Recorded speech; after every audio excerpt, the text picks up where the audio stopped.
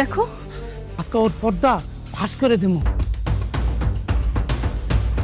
ভয়ে বাড়ির সবাই গোলামের সামনে হাত জোর করে ক্ষমা চাইলো। এমনই একটি পর্ব দেখতে পাবে দুনিয়ার টাকার গল্প নাটকের দর্শকরা। দুনিয়ার টাকার গল্প নাটকটি যতই দিন যাচ্ছে ততই দর্শকদের প্রিয় হয়ে উঠছে। ইতিমধ্যেই বেশ কয়েকটি পর্ব আপলোড হয়ে গেছে এই ধারাবাহিকে। আপলোড হওয়ার সাথে সাথেই সবাই নাটকটি দেখছে, খুব পছন্দ করছে এই নাটকটি। টান টান উত্তেজনা চলছে এই নাটকের প্রতিটি এপিসোডে। একটি এপিসোড আপলোড হলেই পরবর্তী এপিসোড দেখার জন্য অপেক্ষা করে এই নাটকের দর্শকরা। নাটকটি দেখে এটাই বোঝা যাচ্ছে সামনের পর্বগুলো আরো মহা ধামাকা হতে যাচ্ছে। বেশ কিছু ধামাকাদার পর্ব আসতে যাচ্ছে আগামী পর্বগুলোতে। তবে গোলামের আসল পরিচয় ফাঁস হতে যাচ্ছে। এটা কখনোই চাচ্ছিল না গোলাম। তার মাকে দেখেও জড়িয়ে ধরতে পারেনি, বলতে পারেনি মা আমি তোমার গোলাম।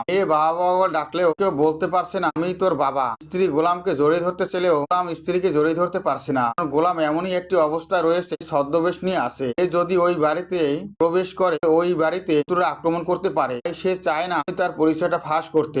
শত্রুকে নির্মূল করে তারপরিতে ফিরবে এর কোলে। গোলাম যদি ওই বাড়িতে থাকে গোলামের সকল শত্রু ওই বাড়িতে মা মেয়ে স্ত্রী ক্ষতি করতে পারে। চিন্তাই গোলাম তার পরিচয়টা ফাঁস করছে না। খুব শীঘ্রই তার শত্রুদের নির্মূল করবে। এরপরই মায়ের কাছে ফিরবে গোলাম। আমরা ইতিমধ্যে দেখেছি গোলামের আসল পরিচয় ফাঁস করে মনির কাকা। মনির কাকা গোলামকে বলে তোর আসল পরিচয়টা আমি ফাঁস করে দেবো। সবার চোখ এড়াতে পারলেও আমার চোখ এড়াতে পারবি না। শুনে বাড়ির সবাই অবাক হয়ে যায়। সবাই জানতে চায় গোলাম আসলে কে, মনির কাকা কি জানে গোলামের সম্পর্কে। সবটাই জানতে চায় তারা। তখনই মনির কাকা বলে গোলাম আসলে কে আপনারা কেউ জানেন না। গোলাম হাজার হাজার কোটি টাকার মালিক। কম বাড়ি গোলামের অনেকগুলো রয়েছে। কথা শুনে অবাক হয়ে যায় সবাই। মনির কাকা আরো বলে ফোনে কথা বলছিল ওর ব্যবসা কেউ ইনভেস্ট করতে চাইলে তার 20 টাকার নিচে ইনভেস্ট করতে পারবে না। 20 টাকা হলে কোম্পানির শেয়ার কিনতে পারবে। ও ছদ্মবেশ নিয়ে আসে শত্রুকে নির্মূল করার জন্য। গোলামের শত্রু হচ্ছে দাউদ খান। গোলামের বাবাকে মেরে ফেলেছে। এই প্রতিশোধ নিতে দাউদ খান ও দাউদ খানের লোকজনকে খুঁজতে এই বাড়িতে ছদ্মবেশ নিয়ে আসে ও। এই কথা শুনে অবাক হয়েছে বাড়ির